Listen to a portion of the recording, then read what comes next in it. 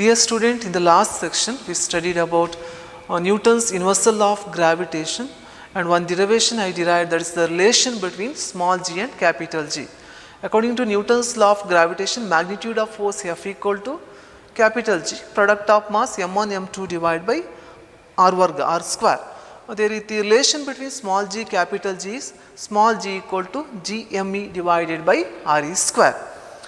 Okay, today's class we will discuss the expression for g above the surface of the earth.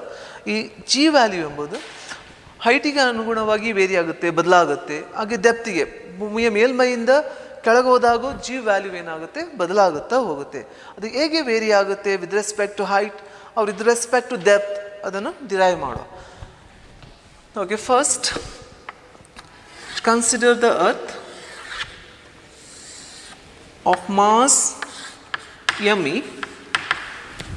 M ಎಂಬುದು mass of earth, where it is concentrated at the centre of the earth, ಕೇಂದ್ರದಲ್ಲಿ concentrate ಆಗಿರುತ್ತೆ. Okay, next ಇಲ್ಲಿ R E ತಗೊಂಡು, R E ಅಂದ್ರೇನು, radius of the earth. Okay, ಈಗ ಇನ್ನೊಂದು body of mass M, ಇದೊಂದು ವಸ್ತು ಇದೆ, ಅದರ ರಾಶಿ ಎಷ್ಟು ಎಮ್, ಯಾವ ಹೈಟಲ್ಲಿದೆ ಅಂತ ತಿಳ್ಕೊಳ್ಳುವ, ಎಚ್ ಎಂಬ ಹೈಟಲ್ಲಿದೆ. ಅಂದರೆ ಭೂಮಿಯ ಸರ್ಫೇಸಿಂದ ಈ ಬಾಡಿ ಆಫ್ ಮಾಸ್ ಇಲ್ಲಿಗಿರುವ ಹೈಟ್ ಎಷ್ಟು, ಎತ್ತರ ಎಷ್ಟು, ಎಚ್ ಅಂತ. Okay, according to Newton's gravitational law, ಯಾವುದು ಗುರುತ್ವಾಕರ್ಷಣ ಬಲ, ಅದಕ್ಕೆ ಎಕ್ಸ್ಪ್ರೆಷನ್ ಏನದು, F equal to G product of masses. ಇಲ್ಲಿ m1 ಪ್ಲೇಸ್ m ಇದೆ, m1 ಪ್ಲೇಸ್ m ಇದೆ, m2 ಪ್ಲೇಸ್ ಏನು ತಗೊಂಡೆ, m ಇದೆ. ಅಂದರೆ ಏನು ಬರೀಬೋದು, product m small m into capital ME divided by ದೂರ. ದೂರ ಯಾವುದು, ಆರಿಯ, ಇದು ಎಚ್ಚ. ಅಂದರೆ ಎಲ್ಲಿಂದ ದೂರ ನೋಡಬೇಕು, ಸೆಂಟರ್ ಆಫ್ ದ ಅರ್ತಿಂದ ಬಾಡಿ ಆಫ್ ಮಾಸ್ ಈ ಪಾಯಿಂಟ್ ಇರುವ ದೂರವನ್ನು ನೋಡಬೇಕು. ಅಂದರೆ ಸೆಂಟರ್ ಆಫ್ ಮಾಸಿಂದ ಸರ್ಫೇಸ್ವರೆಗೆ ಆರಿ, ಸರ್ಫೇಸಿಂದ ಈ ಹೈಟ್ ಎಷ್ಟು, ಎಚ್. ಟೋಟಲ್ ದೂರ ಎಷ್ಟಾಗುತ್ತೆ, ಆರ್ ಇ ಪ್ಲಸ್ ಎಚ್ ಆಗುತ್ತೆ. ಅಂದರೆ ಇಲ್ಲಿ ಡಿಸ್ಟೆನ್ಸ್ ಪ್ಲೇಸ್ ಏನು ಬರಿಬೋದು, ಆರ್ ಇ ಪ್ಲಸ್ ಎಚ್. ಇಷ್ಟು ಬರೆದ್ರೆ ಸಾಕಾ, ಏನು ಹೇಳುತ್ತೆ, it follows Newton gravitation law ಏನು ಫಾಲೋ ಮಾಡುತ್ತೆ, ಇನ್ವರ್ಸ್ ಸ್ಕ್ವೇರ್ ಲಾ, ಅಲ್ಲಿ ಸ್ಕ್ವೇರ್ ಬರಿಬೇಕು. F equal to capital G small m ME divided by R E plus h whole square. Okay, according to Newton second law of motion ಏನು ಹೇಳುತ್ತೆ, F force experienced by the body of mass m when it is at a height h ಏನಂತ ಬರಿಬೋದು, F equal to m into g. ಅಂದರೆ ನಾನು ಈ ಪಾಯಿಂಟಲ್ಲಿರುವ acceleration due to ಗ್ರಾವಿಟಿಯನ್ನು g h ಅಂತ ಕೊಳ್ತೇನೆ, ಜಿ ಎಚ್. ಅಂದರೆ ಏನು ಬರಿಬೋದು, F equal to m g plus g h. ಯಾಕೆ ಎಚ್ ಜಿ ಎಚ್ ತಗೊಂಡೆ, acceleration due to gravity at a height h above the surface of the earth. ನಾವು ಇಲ್ಲಿ ಜಿ ಎಚ್ಗೆ ಎಕ್ಸ್ಪ್ರೆಷನ್ ಏನು ಬರಿಬೋದು, ನಾವು ಜಿ ಎಚ್ ಈಕ್ವಲ್ ಟು ಏನು ಬರಿಬೋದು, F M term ಈ ಕಡೆ ತಾನೆ ಏನಾಗುತ್ತೆ, ಡಿವೈಡ್ ಆಗುತ್ತೆ. G h equal to F divided by m. Okay, next you see that first expression F equal to G small m ME by R E plus h square. ಈಗ F ಪ್ಲೇಸಲ್ಲಿ ಈ ಟರ್ಮನ್ನು substitute ಮಾಡುವ. ಇದು again ಸಿಗುತ್ತೆ ನಮಗೆ g h equal to F place G small m ME divided by R E plus h whole square divided by m ಅಂತಿದೆ. ಇಲ್ಲಿ ಬರುತ್ತದೆ ಡಿವೈಡೆಡ್ ಬೈ ಎಮ್ ಅಂದರೆ ಡಿನೋಮಿನೇಟಲ್ಲಿ ಬರುತ್ತಲ್ಲ, divided by m. Okay, small m get cancel. G h equal to ಏನು expression ಸಿಗುತ್ತೆ, g ME divided by R E plus h whole square. Okay, this is the expression for g h in terms of ಯಾವುದು, gravitational constant and mass of the earth. ಈಗ ನಾವು g h ಅನ್ನು small ಜಿಯಲ್ಲಿ ಬರಿಬೇಕು. Small g ಏನು, acceleration due to gravity on the surface of the earth. Okay, in the last class I derived G and GME relation, GME and RE relation, that is G equal to GME divided by RE square. Oh. Here I got GH equal to GME. Your denominator see there, RE plus H whole square is there. But G term, that denominator RE square is there. In this term, we can take RE outside. RE ಈ ಬ್ರಾಕೆಟ್ನ square of the bracket ಇತ್ತಲ್ಲ ಅಲ್ಲಿಂದ ಹೊರಗಡೆ ತಾನೆ ಆಗೇನು ಬರೀಬೋದು, RE ಹೊರಗಡೆ ಬಂದರೆ RE square ಆಯ್ತು, ವರ್ಗ ಇತ್ತಲ್ಲ ಈ ಕಡೆ. ಉಳಿದ ಟರ್ಮ್ ಯಾವುದು RE ಹೋದ್ರೆ ಇಲ್ಲಿ 1 ಉಳಿಯುತ್ತೆ. 1 plus H by RE square ಅಂದರೆ ಈ term GME divided by RE square ಏನು ಹೇಳ್ತದೆ, GH ಈಕ್ವಲ್ ಟು G ಈ term divided by G divided by 1 plus H by RE square. Okay. This is the expression between GH and G. GH equal to G divided by 1 plus H by RE whole square. ನಾವು ಇದು height ಎಂಬುದು height ಇದೆಯಲ್ಲ, ಈ ಹೈಟನ್ನು ತುಂಬ ಕಡಿಮೆ ಇದ್ದಾಗ it's very small compared to RE, radius of the earth. Radius of the earth ಬೆಲೆ ಎಷ್ಟಿರುತ್ತೆ, ಎಷ್ಟು ಕಿಲೋಮೀಟರ್, 6400 ಕಿಲೋಮೀಟರ್. ಈ H ಎಂಬುದು ಈಗ ಫ್ಯೂ ಕಿಲೋಮೀಟರ್ ಒಳಗಿದ್ರೆ ಈ H ಅಂದರೆ ತುಂಬ ಕಡಿಮೆ ಯಾವುದಕ್ಕೆ ಕಂಪೇರ್ ಮಾಡಿದಾಗ, ಅರ್ತಿನ ತ್ರಿಜ್ಯಕ್ಕೆ. ಆ ಕೇಸಲ್ಲಿ ಈಕ್ವೇಷನನ್ನು ಬೇರೆ ಫಾರ್ಮಲ್ಲಿ ಬರೀಬೋದು. ಅಲ್ಲಿ ನಮಗೆ ಬೈನೋಮಿಯಲ್ ಥಿಯರಮ್ ಎಕ್ಸ್ಪ್ರೆಷನ್ ಗೊತ್ತಿರಬೇಕಾದ್ರೆ, ಅದು ಮ್ಯಾಥ್ಸಲ್ಲಿ ಬರುತ್ತೆ ಮುಂದೆ. ಬೈನೋಮಿಯಲ್ ಥಿಯರಮ್ ಪ್ರಕಾರ ಅಲ್ಲಿ general equation 1 plus x to the power n ಈ ಥರ ಇದ್ದರೆ ಇದಕ್ಕೆ ಎಕ್ಸ್ಪಾಂಡ್ ಮಾಡಿದರೆ ಏನು ಸಿಗುತ್ತೆ ಅಂದರೆ 1 plus n x plus n into n minus 1 x square divided by 2 factorial. Next it continuous.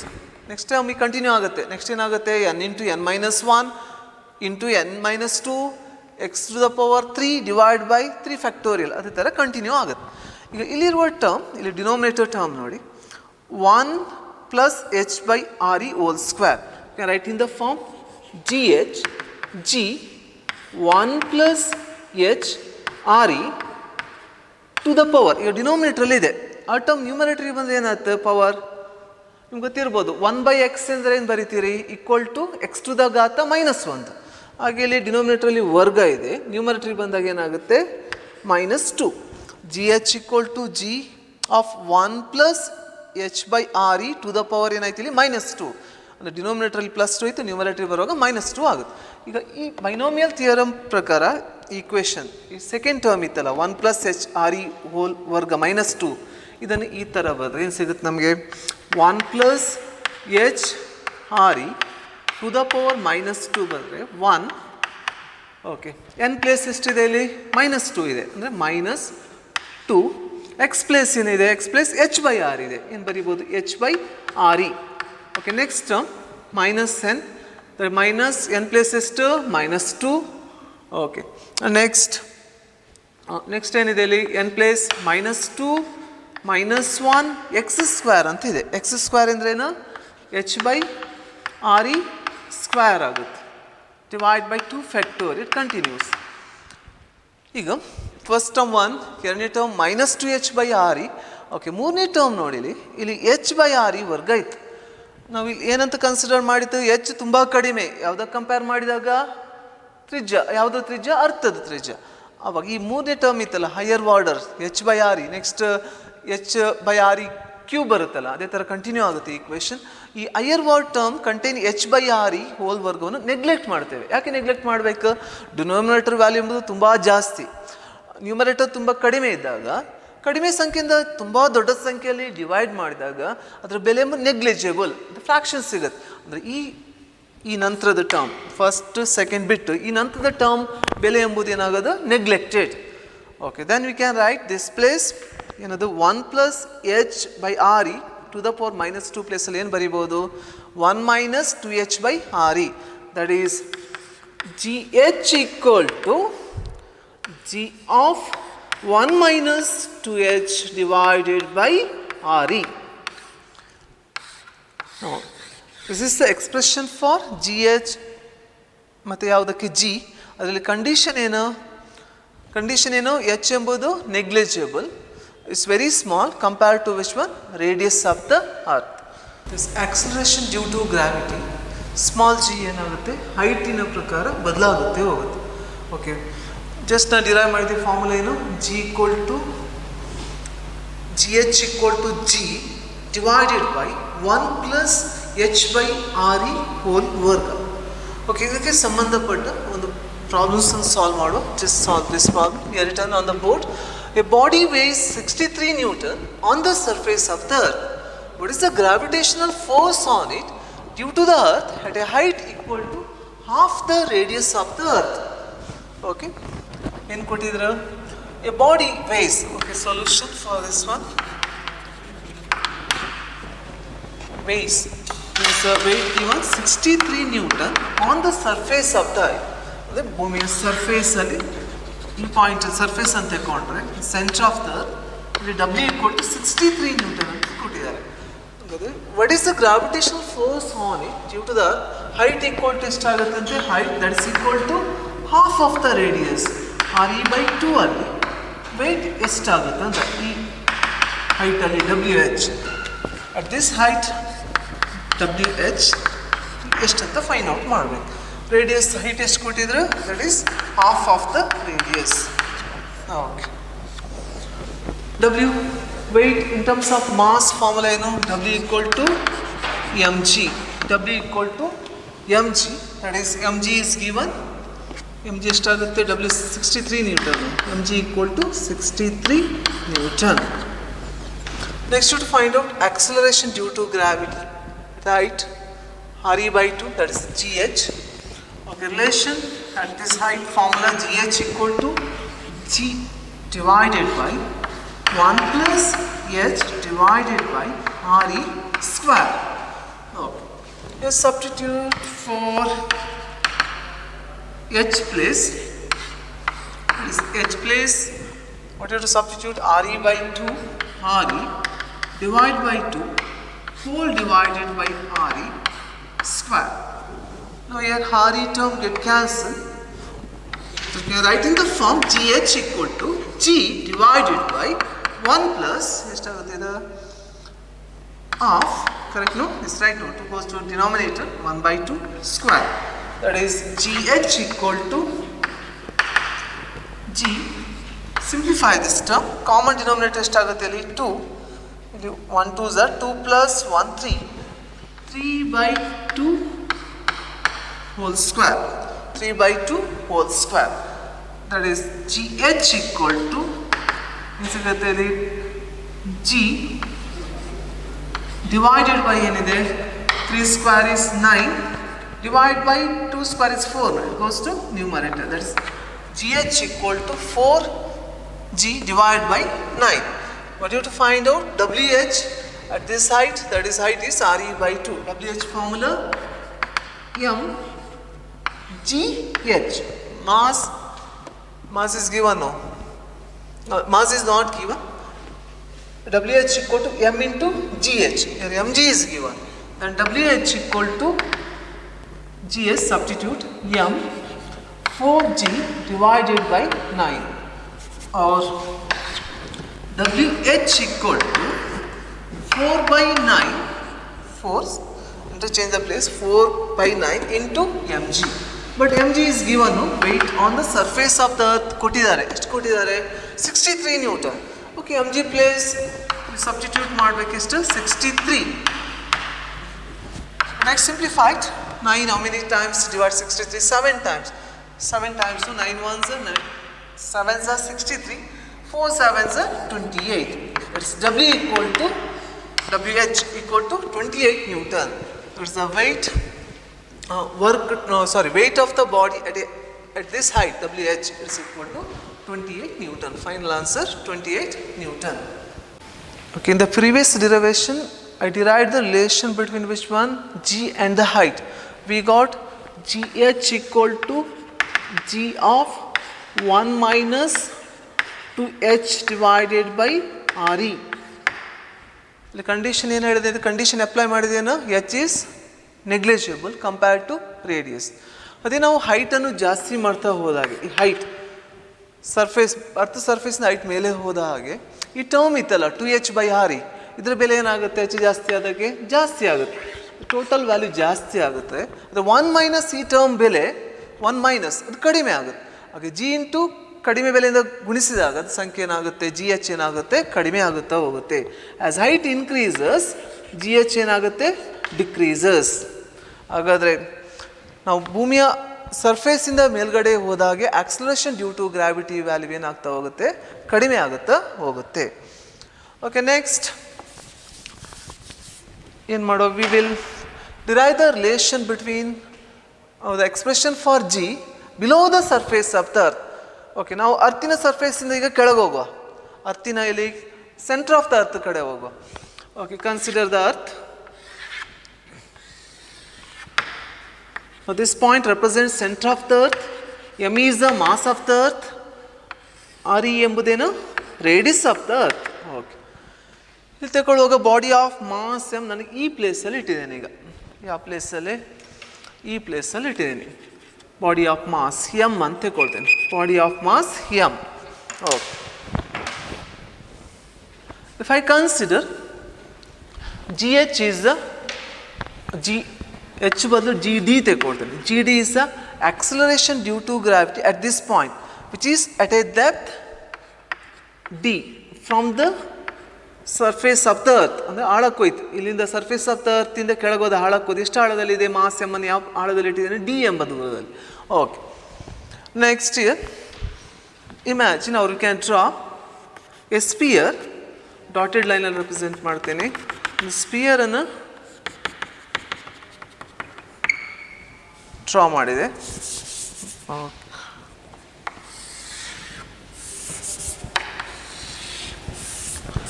Okay, ಈ ಸ್ಪಿಯರ್, ಡಾಟೆಡ್ ಸ್ಪಿಯರ್, ಅದರದ್ದು ಮಾಸ್ ನಾನು ME ಅಂತ ತಗೊಳ್ತೇನೆ. ಮಾಸ್ MS ಅಂತ ತಗೊಂಡೆ. ME is the entire mass of the earth concentrated at the center of this sphere, outer sphere.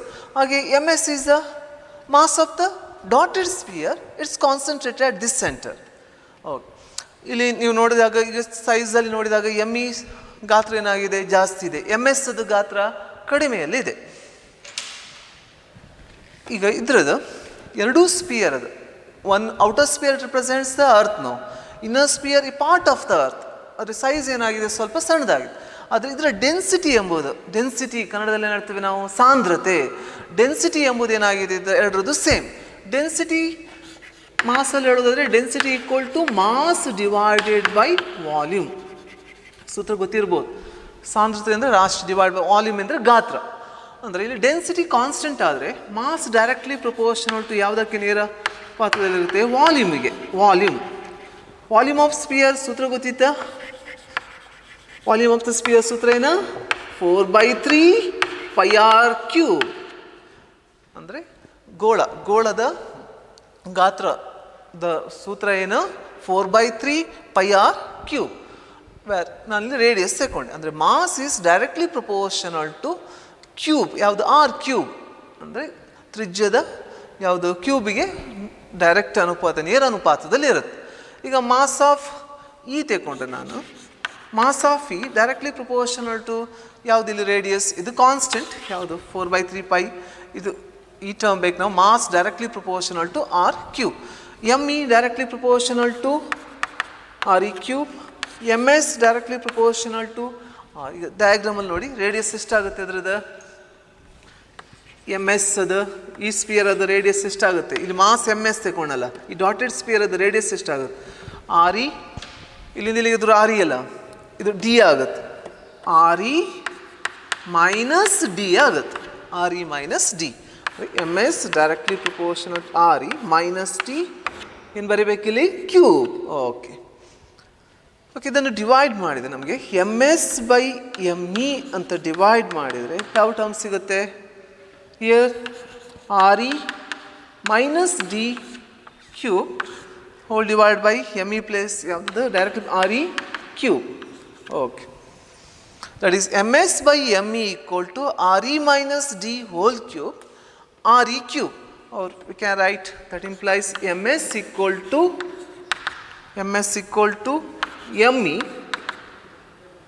RE minus D cube divided by RE cube.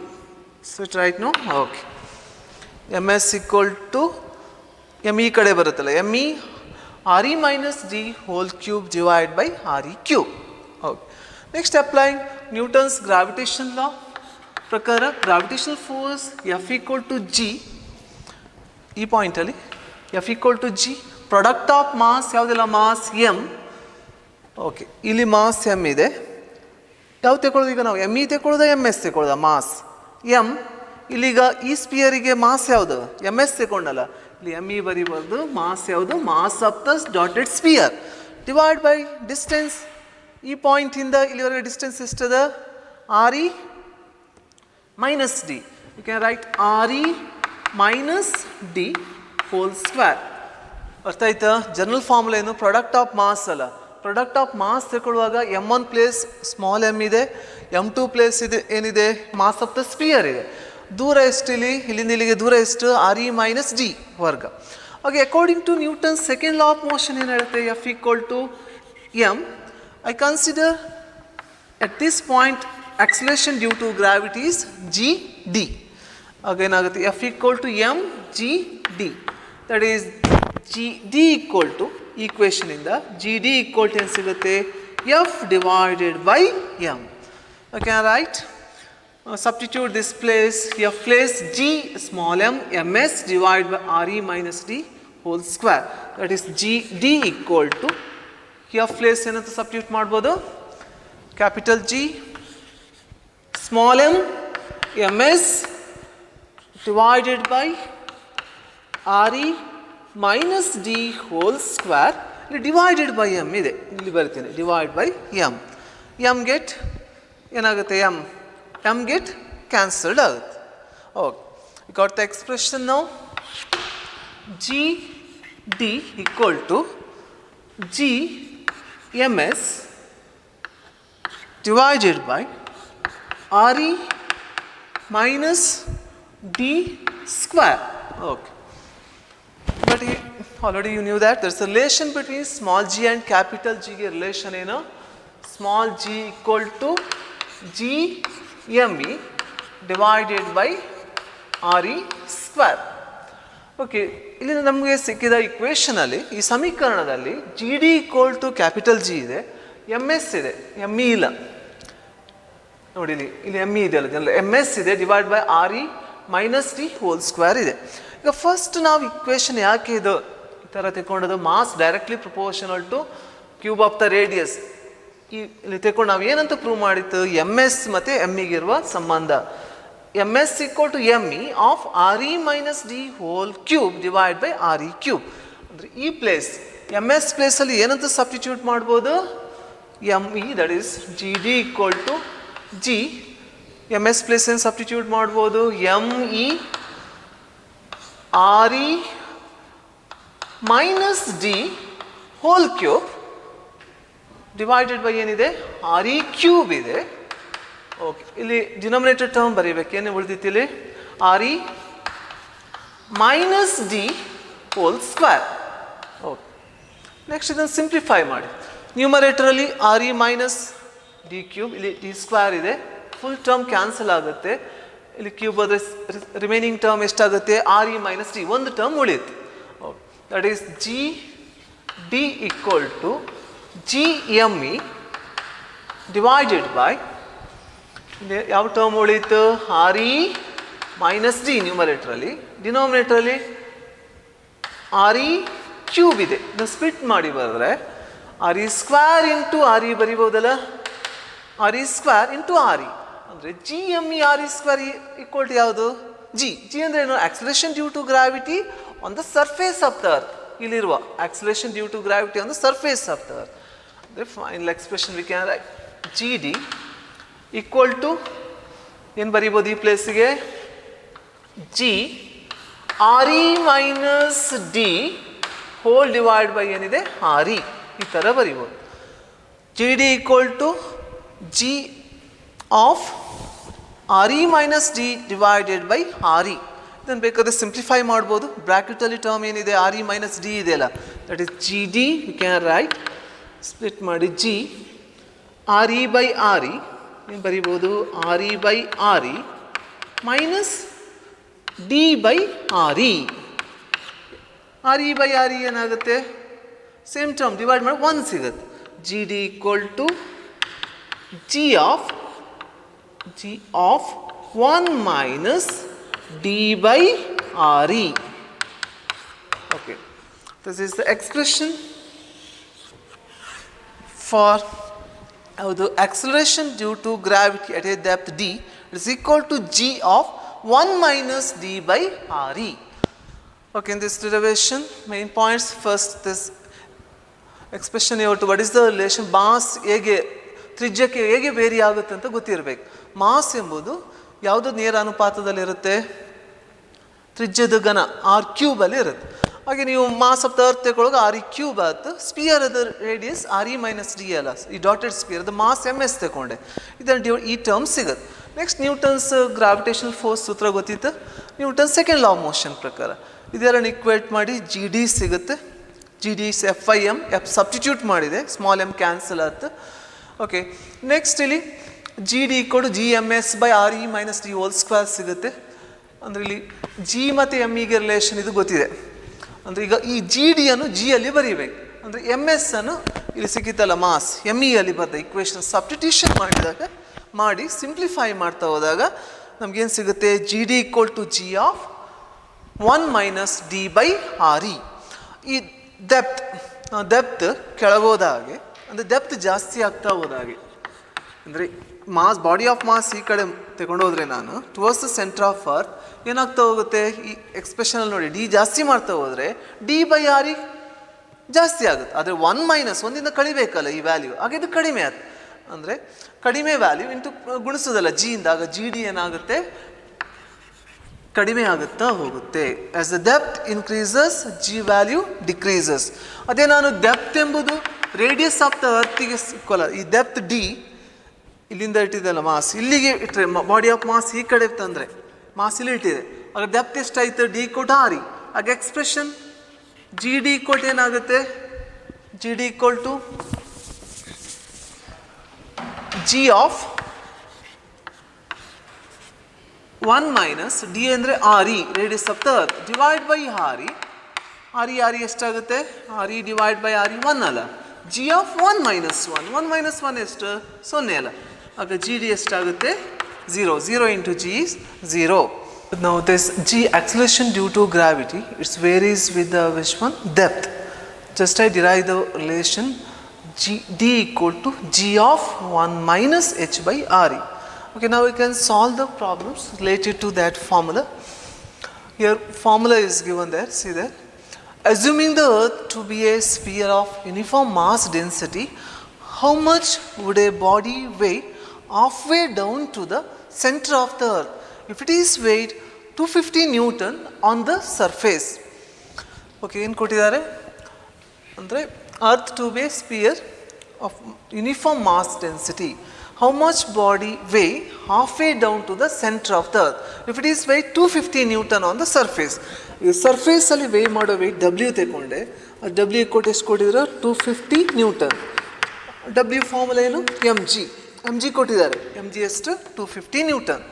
ಈಗ earth ತಗೊಂಡ್ರೆ ಅದರ ಸರ್ಫೇಸಲ್ಲಿ W equal to ಎಷ್ಟು 250 newton. ಈಗ ನಾವು find out ಮಾಡಬೇಕಾದಲ್ಲಿ would a body weigh half way down to the centre of, ಅರ್ಧದಷ್ಟು ಅದ ಇಲ್ಲಿ ಸೆಂಟ್ರ್ ತಗೊಂಡ್ರೆ centre of the earth full radius ಆಗುತ್ತಲ್ಲ ಸೆಂಟ್ರಿಂದ ಸರ್ಫೇಸಿಗೆ, ಅರ್ಧದಷ್ಟು ಹೋದ್ರೆ ಡೆಪ್ತ್ ಎಷ್ಟಾಗುತ್ತೆ, half of the radius. Depth is half of the radius. ಈ ಡೆಪ್ತಲ್ಲಿ ನಾವು ಫೈಂಡ್ ಔಟ್ ಮಾಡೋದು weight of the body, W D ಅಂತ ತಗೊಂಡೆ at that depth. Okay, that is W D formula M into g d. But here first you to find out which one, acceleration due to gravity at the depth is equal to half of the radius. GD formula, you knew that, GD equal to G of 1 minus H by RE. ಈ ಸೂತ್ರ ಗೊತ್ತಿದೆ, just derive ಮಾಡಿತ್ತಲ್ಲ. Okay, ಇಲ್ಲೀಗ GD G of 1 minus H. Sorry H ಬದಲು ನಾವೇನು ತಗೊಳ್ಬೇಕು ಇಲ್ಲಿ D depth. H ಬದಲು H ಅಲ್ಲ height ಅಲ್ಲ. To find out G acceleration due to gravity at the depth D, no, D equal to RE by 2. In depth D place to substitute RE by 2 is given divided by RE, that is GD equal to G of 1 minus ಯಾವ term cancel ಆಗುತ್ತೆ ಇಲ್ಲಿ RE cancel ಆಗುತ್ತೆ, remaining term 1 by 2, that is GD equal to G of 1 minus half. ಒಂದರಲ್ಲಿ half ಹೋದರೆ ಎಷ್ಟು ಉಳಿಯುತ್ತೆ half, no, that is G into ಎಷ್ಟು ಐತಿ ಇಲ್ಲಿ half, 1 minus half is half, that is GD equal to G by 2. Then you have to find out WD. WD equal to M into GD place, you have to substitute G by 2. But mg is given, no? Weight on the surface of the earth 250 Newton. It's mg place substitute 250 Newton divided by 2, that is WD equal to 250 by 2, that is 125 Newton, where n is the unit. SI unit of the weight is Newton. WD equal to 125 Newton. See there in this problem, you have to find out weight at a depth D equal to half of the radius. Weight on the surface of the earth, it is given 250 Newton, it is given W formula mg. Next you have to find out weight, so you have to find out the body, what is the weight of the body halfway down to the center of the earth. Halfway down to the center of the earth means depth is equal to half of the radius. We knew that this formula GD equal to G of 1 minus D by RE. Substitute D plus RE by 2. Let's simplify, we can get GD equal to G by 2. Next substitute in this place WD mgd. This mg is given 250 divided by 2, that is final answer 125 Newton.